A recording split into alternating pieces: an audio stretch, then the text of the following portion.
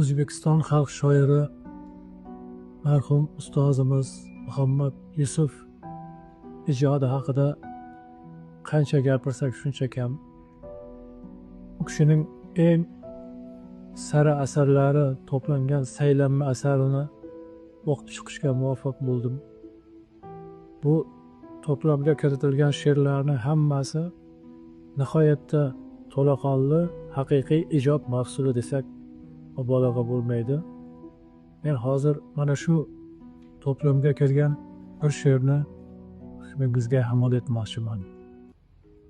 Qadri bilinadi endi menga goh, olis maktabimning o'shal behasham. Navoiy-ku bizga ustozdir, biroq kimdir o'qitgan-ku adi she'rni ham. Shunday buyuk zotga harf o'rgatgan kim? Oddiy muallim-da, oddiy muallim.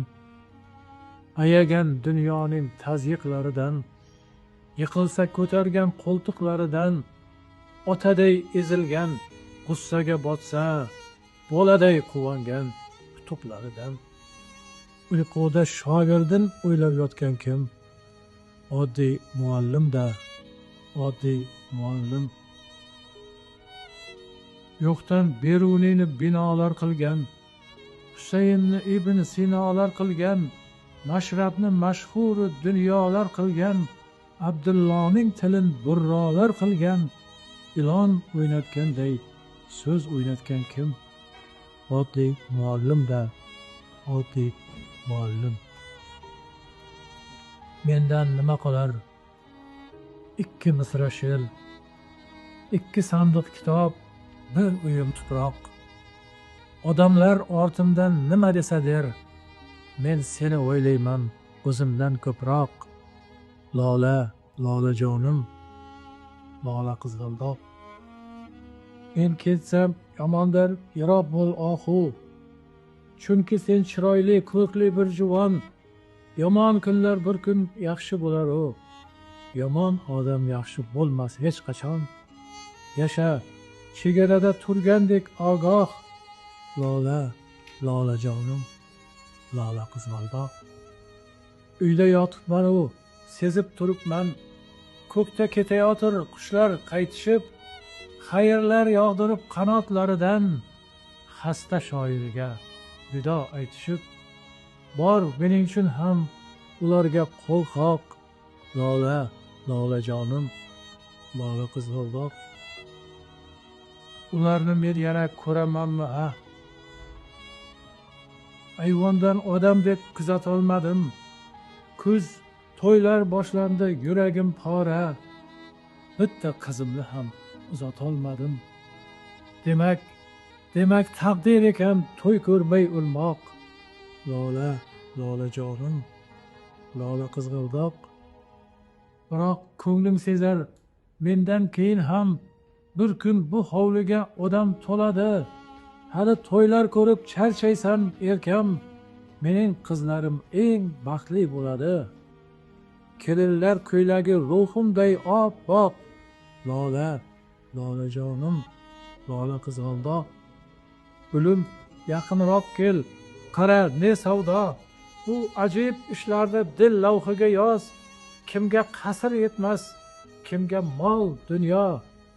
Menga esa havo yetmaydi xolos. Tiriklar mudroqda, o'liklar uyg'oq.